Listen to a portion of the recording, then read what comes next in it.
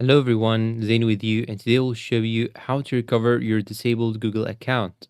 Now, first thing that you can actually do is to click on Start Appeal on the bottom right side, as you can see.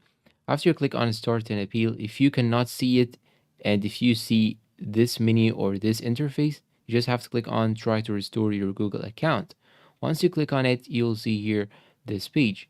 Click on Next, then click on enter appeal reason and add any reason that you actually need. So let's say that I have entered this message, for example. After that, I click on next. Then what you should do is to enter an alternative email in order to send any updates on your email that has been disabled. So it should be a different email, of course, and it should be something active that you can actually use also. So here, this is an email of one of my relatives. So that's why I entered my email. Then after that, click on submit appeal and you will get this message.